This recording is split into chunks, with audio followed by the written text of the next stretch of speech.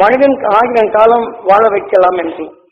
இன்று சிறைகள் ஏற்படும் உணர்வு சிறைகள் ஏற்பட்ட அந்த பிண்டங்களிலிருந்து ரசங்களை தயார் பண்ணி அதன் உணர்வின் தன்மை, ஏனென்றால் இதற்கு ஏற்றுக்கொள்ளாத நிலைகள் அந்த மிருக எண்ணங்களிலும் அதில் ஏற்படும் கருசிறைகள் உருவாக்கப்பட்டு அந்த கருத்தன்மை எடுத்து இன்னொரு கருத்தன்மையை சேர்த்து இந்த உணர்வின் தன்மை உருவாக்கும் போது அதன் உறவுகள் ரூபங்கள் எப்படி மாறுகின்றது என்று அறிந்து கொண்டார்.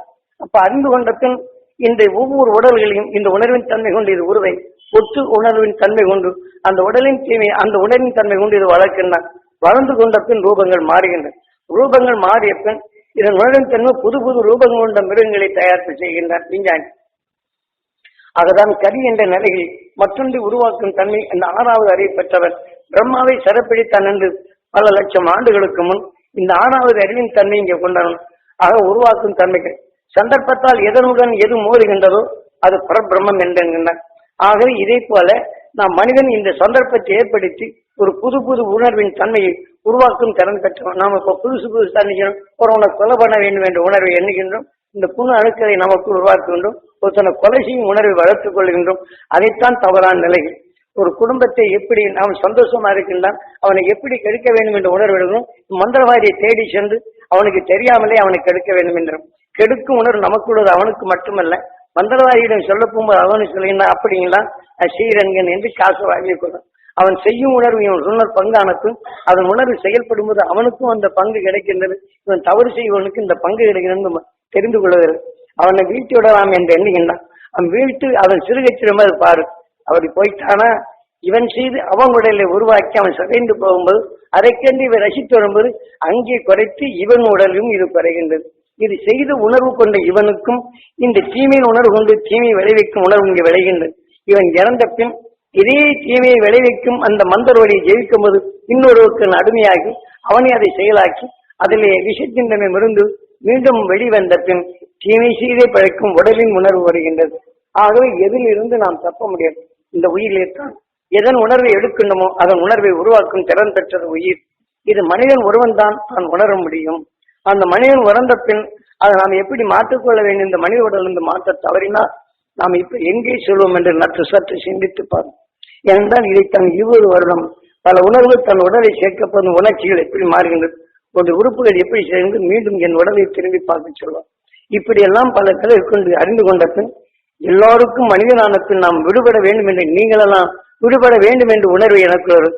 உங்களை எப்படியும் வீழ்த்திட வேண்டும், என்னை வீழ்த்தும் என சக்தி நான் எல்லோரும் என்னை கண்டு அஞ்ச வேண்டும் என்று உணர்வான உங்களை வீழ்த்திடவும் செய்யலாம். அதே சமயத்தில் உங்களை வீழ்த்திட்ட உணர்வு இந்த மனிதன் நல்ல உணவுகளை வீழ்த்திட்டு நம்ம அசுர உணவு கொண்ட மிருகமாகவும் நம்மை மாற்றிவிடும். இந்த உயிரோட வேலைதான். ஆகவே நாம் எதை செய்ய வேண்டும், நீங்கள் உயர வேண்டும், உயர்ந்த நிலையில் வேண்டும், அருளை பெற வேண்டும், அருளை வாழ வேண்டும் என்று எண்ணா இந்த உணர்வு என் உயிர் அதன் வழி எனக்குள் பக்குவப்படுத்துகின்றது. என் சொல்லால் சொல்லப்படும்போது அந்த தீமையை நீக்குகின்றது. அந்த தீமை என் உடலுக்குள் அதை தடுக்கும் நிலை வருகின்றது. ஆக இதை போன்றுதான் நாம் வாழ கற்றுக்கொள்ள வேண்டுமே தவிர இந்த உடல் நமக்கு எத்தனை காலம் சொந்தம், இந்த உடலை தேடி வைத்த சொந்தங்கள் எத்தனை. ஆக நாம் இந்த உடலின் தன்மை நாம் எடுத்துக்கொண்ட உணர்வுக்கு ஒப்பும் முதிர்வு அடைகின்றது. முதிர்வு அடைந்தால் எதையும் உயிர் என்ன செய்யும், முழுமை அடைந்தத்தான் இந்த உயிர் எதை முழுமைப்படுறது இந்த உடலுக்கு எடுத்துக்கொள்ளாது, அது உடலை விட்டு செல்லுகின்றது. அந்த சென்ற ஆன்மா அதில் எதன் உணர்வு முன்னணியில் இருக்கின்றதோ அதன் வழி அழைத்து சென்று அந்த உடலுக்குள் சென்று கருவாகின்றது. கருவான உணர்வுகள் அதன் வழி ரூபங்களை மாற்றுகின்றது. ஆனால் இந்த உடல் எதை வளர்த்தமோ இந்த உயிரான ஈசன் வெளி சென்ற பின் இந்த உடலான தன்மையின் ஈசம் அடைகின்றது. ஆக நாத்தமானவர் யாராவது பக்கத்துல போகணுமா? இந்த உடலை நாம் என்ன சிவம் என்றாலும் அது உயிரான ஈசன் போயிட்டால் சவம், அது இயக்கம் இல்லை. ஆக நாளடைவில் கொண்டவானால் இந்த நீசத்தின் தன்மை அடைகின்றது. இந்த நாற்றத்தின் உடலை கிளம்பப்படும்போது இதே மின்கதிர்கள் தாக்கப்படும்போது இந்த எப்படி இந்த ஜீவணுவாக இருந்ததோ அது உயிரணுவாக மாறுகின்றது. இந்த உடலை உணவாக்கும் தன்மை வந்து இந்த உணர்வுக்கொப்ப புழுத்தன்மை அடைகின்றது. பின் இதுவும் தீண்டு விட்டால் இது மடிகின்றது. மடிந்த பின் இதில் சேர்த்துக்கொண்ட உணர்வின் தன்மை கொண்டு எந்த உடலை தின்று இது வந்ததோ இதே போல மனிதன் உடலையும் இந்த அணுக்கள் சென்ற பின் அவன் உடலை திங்கும் தன்மை வரும். பேனோ உண்ணியோ இதை போன்ற நிலை இது வருகின்றது. அதே சமயத்தில் அதிகமாக ஒட்டியிருந்து பாசத்தால் வந்தால் மேலே ஒட்டி இந்த உணவின் தன்மை தோலை திங்கும் சர்ம நோய்களும் வரத்தையும் இந்த உடலை சென்று உடலுக்குள் சென்று உடலின் கருக்களை சாப்பிடும் தன்மை. முதல்ல நாம் தெரிகின்றோம் முதல்ல சர்ம நோய் என்று. இந்த உணர்வின் தன்மையின் மனத்தால் வரும் அணுக்கள் நாம் சுவாசித்து இரத்தங்களில் கலந்து உறுப்புகளின் ஊடுருவி இந்த அரிப்பின் தன்மை கொண்டு குடிகொண்டு அந்த உறுப்புகளின் சதையை செய்யும். இதெல்லாம் இது இயற்கையின் தன்மையில் நடக்கின்றது. ஆகவே இதெல்லாம் மனிதன் நாம் எப்படி எண்ண வேண்டும் என்பதற்குத்தான் இப்போ உங்களுக்கு நிச்சயம் எப்படி பரிணாம வளர்ச்சியிலிருந்து உலகிலிருந்து மனிதனாவரும் தன்னை காட்டும் உணர்வுகளை சேர்த்து சேர்த்து அந்த உணர்வுக்கொப்ப உறுப்புகளாக மாறி மாறி மாறி இது இன்றைக்கு நம்மை மனிதனாக உருவாக்குதல் வருகின்றது. நாம் மனிதனான பின் நமக்குள் நஞ்சை மலமாகும் தன்மை வருகின்றது. மற்ற உயிரணுக்கள் அனைத்துமே இந்த நஞ்சை தன் உடலாக்கி அதனை வலுவாக்கின்றது, நல்லதை மலமாக மாற்றுகின்றது. மனிதன் ஒருவனை நஞ்சை இந்த மலமாக்கிவிட்டு நல்ல உணர்வின் தன்மை மனிதன் அறிவில் ஆகும்போது நஞ்சை நீக்கும் ஆற்றல் பெறுகின்றான். ஆகவே நாம் இந்த நஞ்சை நீக்கும் ஆற்றல் பெற்ற பின் இந்த 6வது அறிவு கொண்டு காட்டுகையா எதனையும் தெரிந்து கொள்ளும் அறிவின் தன்மை ஞானம் இருந்தும் அந்த ஞானத்தை நாம் இழந்து விட்டால் என்ன செய்யும்? அந்த தீமையின் தன்மை தான் எதிர்ப்படுவர் உணர்ந்தால் நமக்குள் ஞானம் இருண்டு விடுகின்றது. தெளிவான நிலையில் தெரிந்திருந்த நிலையில் இந்த 6வது அறிவுக்குள் உள்புகாதபடி தீமையின் உணரை தடுத்து நிறுத்த அதனுடன் கலந்து நம்முடைய இயக்கத்தை மாற்றிடாமல் இருக்க அடுத்த தடவை ஈஸ்வரா என்று கண்ணின் நினைவு உயிருடன் ஒன்றி நாம் இப்போது துருவ நட்சத்திரத்தின் நிலையை எடுத்து பழகில் நாம் உடனடியாக அந்த உணர்வின் தன்மை சேர்த்து அந்த உணர்வின் தன்மை நுகர்ந்து அந்த உணர்வின் தன்மை நமக்குள் இதனுடன் கலந்து 6வது கலந்து நிர்மூலமான தவறு செய்யும் உணர்ச்சிகளை தூண்டாது தடுக்க அந்த துருவ நட்சத்திரத்தின் பேரொழும் நாம் பெற வேண்டும் என்ற உடலுக்குள் சேர்ந்த பின் இந்த உணர்வு வலிமை கொண்டு இந்த 6வது இருவை சிந்திக்கும் தன்மை மாற்றி அமைக்கின்ற உணர்வை பிரித்திட வேண்டும். அப்ப அந்த தீமையின் இருந்தால் சிந்தனை தன்மை வரும். அப்ப அந்த தீமையின் உணர்வு வந்தால் ஞானத்தை செலுத்தினால் வெறுப்பின் தன்மை வரும். வெறுப்பின் தன்மை வந்தால் செயலற்ற நிலையை மாற்றச்சேன். வெறுப்பின் தன்மை வந்து ஒருத்தரை கொல்லச்சேன். நம் நல்ல குணத்தை எப்படி கொள்ளும் தன்மை வருகின்றோம். இதே போல சிந்தனை அவனை உதைத்தால் தான் ஆகும், அவனை கொண்டால் தான் ஆகும் என்ற உணர்வுகள் விஷயத்தின் தன்மை நமக்கு உயிரை சேர்க்கின்ற உணர்வுகள் தீமையின் உணர்வு எங்கள் கொள்ளச்சிய உணர்வு அதே உணர்வுகள் அந்த இயக்கி அந்த உணர்வின் ரத்தத்தில் கலக்கப்படும் போது அது மற்றதை கொண்டு புசிக்கும் உணர்வின் அணுக்கள் நமக்கு உருவாகி இந்த அணுக்களின் மலங்கள் அதிகமாகும்போது நல்ல அணுக்களை கொண்டிடும் நிலையே மாறிக்கொண்டு ஆக மனிதனாக வளர்ந்த நிலை மனிதனாக காக்க எத்தனை வகையான குணங்கள் இருந்ததோ அதையெல்லாம் மாற்றும். எத்தனை வகை குணத்தால் மனிதனுக்கு இந்த உறுப்புகள் வந்ததோ அந்த உறுப்புகளின் தன்மை ஒவ்வொரு நாளுக்கு நாள் பாலடை செய்து இந்த உணர்வின் தன்மை உறுப்புகளை சுருக்கிவிட்டார். இந்த உயிரை விட்டு சென்ற பின் எந்த உறுப்புகள் சுருங்கியதோ அந்த உணர்வின் கருத்தன்மை ஆகி நாம் மாடோ நாயோ நரியோ இதை போன்ற உருவங்களை மாற்றப்பட்டு அதன் குணங்களின் அந்த உடல் அமைப்பு அதனுடைய வாழ்க்கையை மாற்றிவிடும். நாம் நினைக்கிறோம் நீங்க மனிதனா இருக்கிறோம் எதை வேணாலும் செய்யலாம்ன்றது. இந்த 6வது அறிவு மழுங்கி விட்டால் இந்த உணர்வின் செயலாகும். இந்த 6வது அறிவின் தன்மை உயிரால் தெரிந்து கொள்ளும் கார்த்திகேயா ஆக இதை போல ஒளியின் சரீரம் பெற்ற உணர்வை நாம் நகர்ந்து நாம் ரத்தத்தில் கலக்க செய்து நம் உடல் உள்ள அனைத்துக்கும் வீரிய சக்தியை ஊக்குவது எப்படி விஞ்ஞானி பல உணர்வுகள் சேர்த்தப்பட்டு இந்த உடலின் தன்மை மாற்றி மனிதன் 1500 ஆண்டுகள் வாழ முடியும் என்று விஞ்ஞானி கூறுகின்றாலும் 1500 ஆண்டுகள் வாழால் உங்களுடைய சந்ததிகள் எத்தனை பேருக்கும் யாரையும் தொடர்பு கொள்வாரும் தொடர்பு நீ தனித்தே போகும். தனித்து போகும்போது தனித்து வாழும் தன்மை இவருடைய பின்னணியில் எல்லாம் இறந்து போவான். அவன் கடைசியில் ஒருத்தன் உதவி செய்யவில்லை ஆளில்லை என்ன நடக்கும்? மீண்டும் இவருடைய விஷயத்தின் தன்மை கோர்க்கப்பட்டு தேய்பறையாதான் தனித்து வாழலாம் என்றான். இருந்தாலும் இந்த உயிரின் தன்மை நுகரும் தன்மை உள்ளே அது மாற்றிக்கொண்டுதான். ஆகவே எங்கும் மாறாத நிலை பெற்ற அந்த உணர்வின் தன்மை நாம் உடலுக்குள் செலுத்தி ஒவ்வொரு அணுக்களும் இந்த வீரிய உணர்வுகளாக்கி தீமையிலே நமக்கு வராது தடுத்து நிறுத்தும் உணர்வு தனக்குள் அது வந்தால் ஒளியாக மாற்றிடும் தன்னை நமக்குள் அது உருவாக்க வேண்டும். அதுதான் நாம சொல்லும் இப்ப திருவ தியானம். இதை நாம பழகுவதற்கு உங்களுக்கு லேசா கொண்டு கொடுக்கிறோம். இந்த உண்மையை அறிவதற்காக காட்டலை என்ற குருநாள் பல உண்மைகளை நுகரச் செய்து அந்த இயக்கம் என் உடலில் எப்படி இயங்குகிறது அறிந்து அதை தீமையினை நீக்குவதற்கு என்ன உபாயம் இந்த நிலையை அறிய செய்து இந்த ஆற்றலின் தன்மை கொண்டு வந்தால் இப்படி வருகின்றது. இப்படி வந்தால் உங்களுக்கு என்ன நடக்கின்றது? இப்ப நம்ம தியான வழி அன்பர்கள்லாம் என்ன செய்வாங்க, சாமிகிட்ட போனா எல்லாம் நிற்கும், சாமிக்கு சக்திகள் மட்டும் சொல்லுவாங்க. சாமிகிட்ட கேட்கிற முறை மட்டும் சொல்ல மாட்டாங்க. போங்க சாமி நான் சொன்னேன்னு சொல்லுங்க, அவர் உடனே பார்த்துக்கூடாது செய்தார். அவர் வந்தவொன்னு நினைக்கும் குடும்பத்தில் என் பையன் சொன்னபடி எல்லாம் அழுதுகிட்டே இருப்பார். அவர் உடல் இந்த உணர்வு நான் கேட்ட உடனே எப்படி இருக்கும்? அதே சமயத்தில் உடல் உள்ள கஷ்டத்தெல்லாம் கேட்டுக்கிட்டே இருந்த என்ன நான் நுகர்ந்த உணர்வு எனக்குள் இன்னும் கொஞ்சம் பகமையும். ஒரு மனிதன் தவறு செய்யும் உணர்வுனாலே இந்த உடலில் எத்தனை நிலைகள் வருகின்றது. பலரும் என்கிட்ட வந்து அழுதா எப்படி இருக்கும்? பலருடைய கஷ்டங்களை நான் கேட்டிருந்தால் எனக்கு நல்லது போகும், கெட்டதையே நான் வளர்த்துக்கணும். அப்ப கேட்டுக்கொண்டப்ப என்னை சுத்தப்படுத்துறதுக்கு நிறைய சக்தி தேவைப்படும். சொல்றவங்க சொல்லிடலாம். ஆனால் நீங்கள் எப்படி சொல்ல வேண்டும்? நீங்க இதே மாதிரி இந்த உணர்வின் தன்மை நீங்க பெறுங்க. அந்த அருளை பெற வேண்டும், அந்த ஆசி வேண்டும் என்று கேளுங்க. அந்த ஆசிரியர் உங்களில் வளர்ந்தால் உங்கள் தீமைகளை அதன் உணர்வு உங்களுக்கு வளரச்சு அதிலிருந்து சிரமங்களை போக்கும் சக்தி நீங்க பெறுங்க. இப்படி நாம் சொல்லி அனுப்பணுமே தவிர தியான வழியிலேயே பண்பைகளே போறோம். அங்கிருந்து சுவாரஸ் பண்ணிடுவாங்க, இந்த மாதிரி ரொம்ப கஷ்டப்பட்டு இருக்கிறார், வந்து நீங்க ஏதாவது உதவி செய்யணும் அப்படின்னு தான் இதை சொல்லுவீங்க.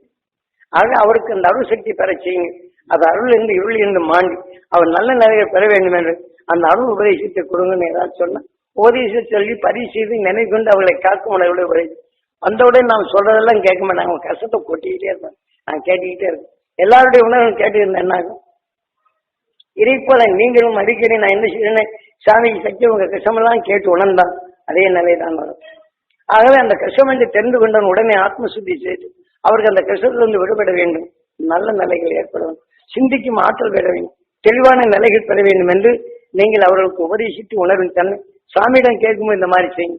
அப்ப அந்த உணர்வு ஆசிரியர்படி செய்ய வேண்டும் என்றால் பரிசு அதன் மேலே அவர் காட்டும் வழியில் நடந்து கொள்ளுங்க. ஆக நீங்கள் நுகர்ந்த உணர்வு உங்க உடலுக்குள்ளே அந்த தீமையில் அகற்றும் தன்மை வலிமை பெற்று உங்க வாழ்க்கையை சீர்படுத்த இது உதவும் என்று நீங்கள் சொல்லி அனுப்பினால் இது ஒழுங்குபடுத்துவதாகும். இல்லை என்ற அனுச்சி இந்த ஆர்வத்தில் நாம எப்படி நம்மளோட தியான வழிக்கு வரணும், இந்த ஆர்வத்தில் வந்தோன்னு உடனே சாமிகிட்ட போனா நல்லா ஆக்கிடுவாரு அப்படின்னு சொன்னோன்னா அந்த ஆர்வத்தில் தான் வருவாங்க. பாக்கியெல்லாம் காதுல கேட்காது. நம்ம சொல்லிக்கிட்டே இருப்போம், இல்லைங்க அதுக்கு இல்லைங்க கஷ்டப்பட்டுருங்க, அதனாலதான் நான் சொல்றேன், நீங்க இப்படி கேட்காதீங்க இப்படின்னு அதை கேட்கதானுங்க வந்தனுங்க, அதை கேட்கதானுங்க வந்தேன்னு திருப்பி இப்படி நம்ம கிட்டே சொல்றாங்க. இதுகளெல்லாம் அந்த உணர்வின் இயக்க நிலையை பெறுகின்றது, நல்லதை பெறும் தன்மையில இந்த நண்பர்கள் எல்லாம் இதே மாதிரி சொல்லி முதல்ல அவர்களுக்கு நீங்கள் பாடத்தை கொடுக்க வேண்டும். தான் அதை வளர்ந்த மகிழ்ச்சியின் அருள் பெற வேண்டும் என்று ஏங்கு உணர்வின் தன்மை பெறுங்க. இதை போல முதல்ல பயிற்சி எடுத்துக்கொள்ளும். சாமியிடம் போய் அந்த மகிழ்ச்சியின் சக்தி பெறணும், அந்த தெரிந்த நிலையை பெறணும். என் துயரத்தெல்லாம் அந்த துயரம் என்ற வார்த்தையை என் குடும்பத்தின் நல்வழியில் வழிநடத்த அந்த சக்தி பெற வேண்டும். என் பையனுக்கு நல்ல அறிவுத்தன்மை பெற வேண்டிய அந்த சக்தி எனக்கு வர வேண்டும். என் பையனுக்கு அந்த நிலை வர வேண்டும் என்றால் உணர்வின் தன்மை அதன்படி நீ எண்ணி நடக்கும் என்ற உணர்வு வந்து எழுதி சொன்ன இந்த உணர்வின் தன்மை அங்க வளர்க்க தேவை. அவன் வளர்த்த நிலை கொண்டு அவங்க பார்வையிலேயே பையனை திருப்பிக் கொள்ளலாம். நீங்க பையன் இப்படி இல்லை, அவனுக்கு எப்படி அவனுக்காண்டி நீங்க பிரேயர் பண்ணுவாங்க ஏங்க, அவனுக்காண்டி ஆண்டவங்கத்துல பிரார்த்தனை பண்ணா அவன் வந்து அவனுக்கு நல்ல செய்வான் ஆண்டவன் என்று இப்படித்தான் எல்லா மதங்களிலும் இதைத்தான் செய்கின்றன. அதே மாதிரிதான் நம் மதத்தில் இதைத்தான் செய்கின்றன. ஆக நம் மதம் என்று சொல்வது நாம் வளர்த்து கொண்ட மத வழி. ஆக ஞானிகள் வழிகள் இங்கே வரவில்லை, அரசன் காட்டிய வழிகள் தான் நம்ம. அப்ப அதன் வழி என்பது நம் மதம் என்று வருகின்றன. ஆக இதன்படி இன்னொரு நிலை என்பது அவர்கள் எம்மதம். ஆக மதத்தின் அடிப்படையில் தான் நம் இயக்குகின்றன. நம் உயிரின் இயக்கம் எதுவோ அந்த உணர்வின் இயக்கமாக தான் நம்மை இயக்குகின்றது என்பதனை உணரக்கூட முடியாத நிலை இன்று உலக நிலையில். இதுல என்ன செய்து ஒரு மதத்துக்குள் அந்த ஆண்டவன் காட்டிய ஞானிகள் காட்டிய வழியை தவறுகின்றான். இப்பெல்லாம் சும்மா விடக்கூடாது, இதுல தீவிரவாதம் வருகின்றது. இது அம்மா அப்பா அப்ப சொன்னபடி நான் கேட்கணும்னு விரும்புறேன், அதுல ஒருத்தன் சொன்னபடி கேட்கணும், அம்மா மதே அவமதிக்கணும், உதச்சாதாங்க சரியா இருக்கும். அவனை திருத்துவதற்கு மாறாக இதுல தீவிரவாதம்.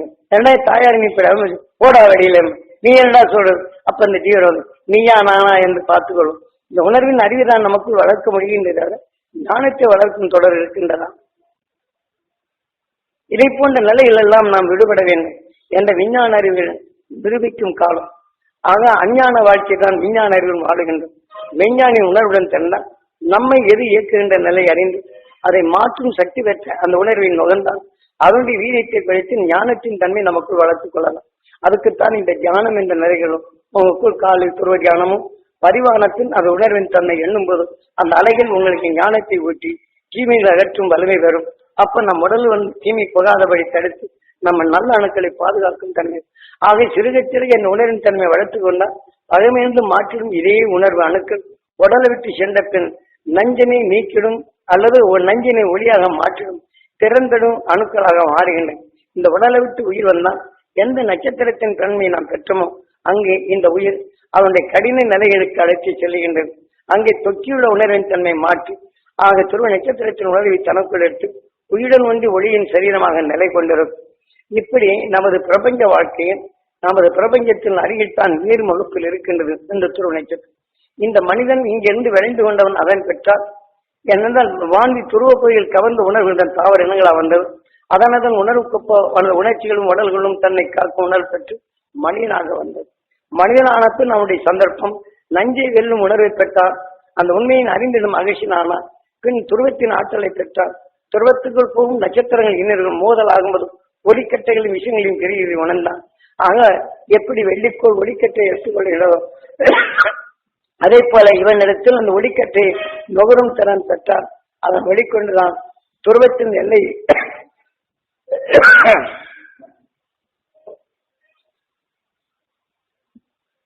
தேசிய உணர்வுகள் துருவ நட்சத்திரத்தின் ஈர்ப்போட்டத்தில் உங்கள் அழைத்து செல்கின்றேன். அந்த உணர்வின் தன்மை பருவத்தை உங்களுக்குள் ஏற்படுத்துகிறேன். இந்த பருவத்தில் இப்போது நாம அந்த மெய்வெளியை காட்டும் அந்த உணர்வின் தன்மை நம் இருளை நீக்கணும். அருள் உணர்வை பெறக்கூடிய தகுதி கொண்டு அந்த எண்ணத்தை உங்களுடன் குவிக்கப்பட்டு இப்போது துருவ நட்சத்திரத்தின் உணர்வை பெற நாம் ஏங்கி பெற இப்போது தியானி